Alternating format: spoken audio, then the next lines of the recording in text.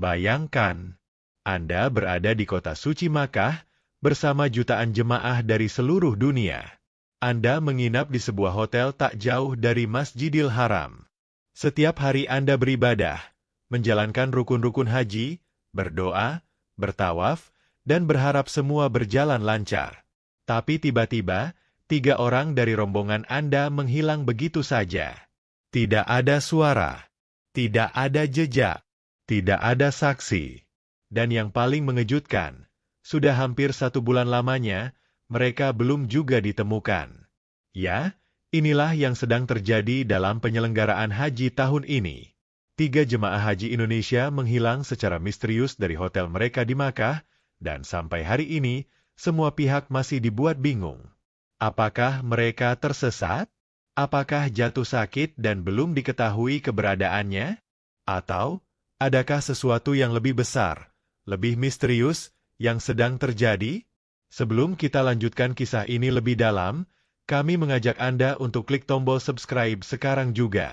Karena di channel ini, Anda akan mendapatkan informasi terpercaya, cepat, dan akurat seputar dunia haji, umrah, dan peristiwa-peristiwa penting di Tanah Suci. Jika Anda punya pengalaman, cerita serupa, atau pendapat soal kasus ini, tinggalkan komentar di bawah. Mungkin komentar Anda bisa menjadi pencerahan bagi yang lain.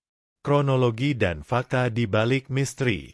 1. Kronologi hilangnya 3 jemaah.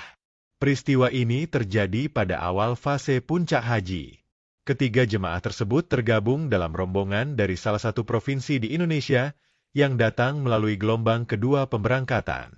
Mereka diketahui sudah beberapa hari berada di Makkah, menginap di sebuah hotel yang letaknya hanya sekitar 800 meter dari Masjidil Haram.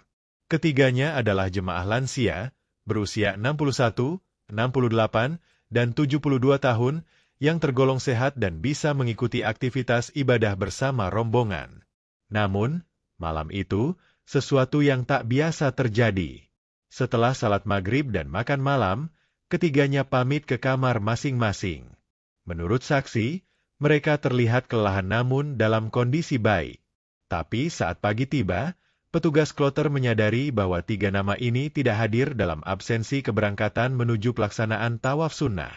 Awalnya dikira terlambat bangun. Namun ketika kamar diperiksa, tidak ada orang di dalamnya.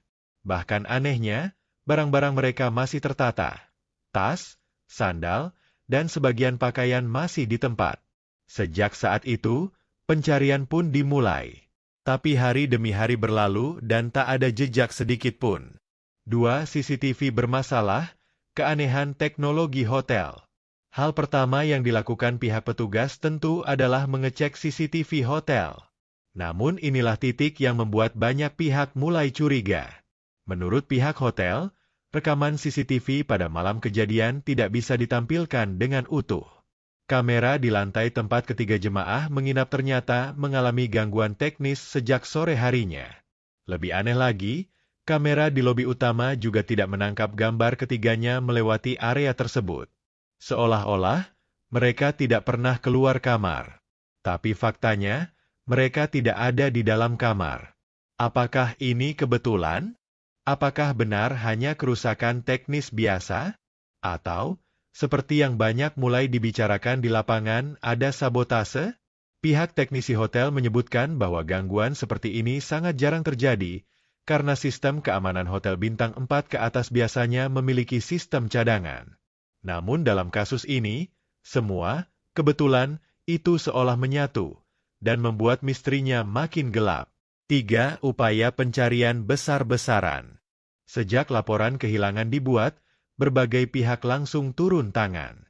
PPIH Arab Saudi, petugas kloter, tim kesehatan, bahkan Konsulat Jenderal RI di Jeddah, turut serta dalam pencarian. Flyer berisi foto dan identitas ketiga jemaah disebar ke masjid-masjid, rumah sakit, posko tenda, dapur umum, hingga area sekitar Mina dan Arafah. Bahkan pesan radio darurat di frekuensi haji lokal pun digunakan untuk menyampaikan informasi ini. Namun meski pencarian dilakukan secara masif, baik secara fisik maupun digital, tidak ada satupun titik terang yang berhasil didapatkan. Rumah sakit di sekitar Makkah juga sudah diperiksa. Namun nama ketiga jemaah tidak terdaftar sebagai pasien maupun jenazah. Bahkan, beberapa tim pencari sempat menggunakan teknologi pelacak GPS pribadi yang biasa digunakan oleh sebagian jemaah. Tapi ketiga jemaah ini tidak memiliki alat tersebut. 4 teori dan spekulasi yang muncul. Saat pencarian tak kunjung membuahkan hasil, berbagai spekulasi mulai bermunculan, dari yang masuk akal hingga yang bersifat spiritual atau bahkan mistis. Teori pertama, tersesat.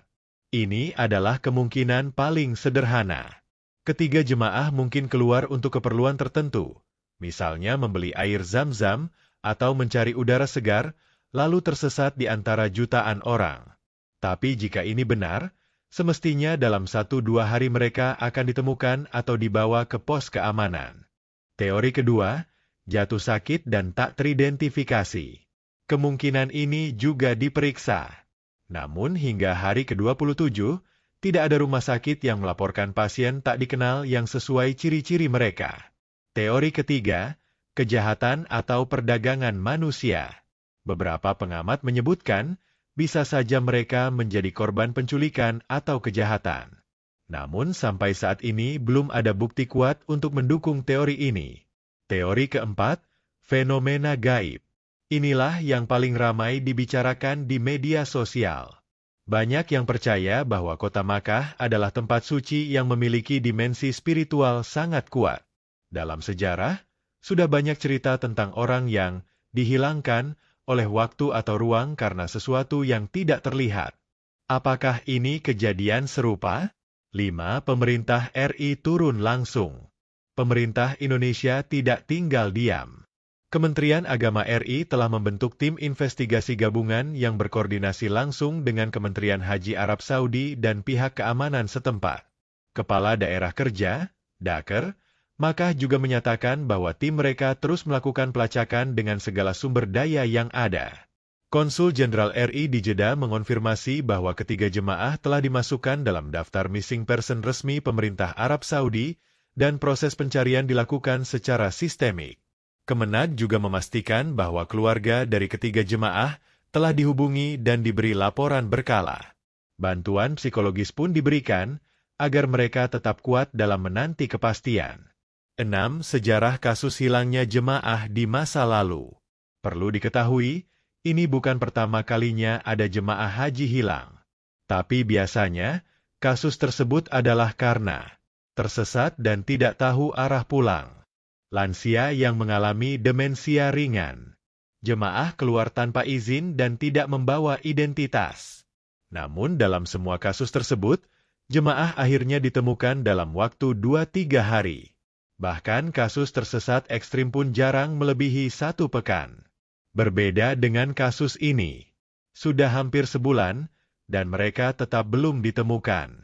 Fakta bahwa semua rekaman CCTV bermasalah dan tidak ada barang pribadi yang dibawa, menjadikannya sangat tidak biasa. 7. Pelajaran penting dari kasus ini. Apa yang bisa kita pelajari dari peristiwa ini? Pertama, jangan biarkan jemaah lansia sendirian, apalagi saat di hotel atau jalan kaki ke masjid. Kedua, gunakan alat pelacak seperti smartwatch GPS atau pelacak RFID yang bisa dipantau dari jarak jauh.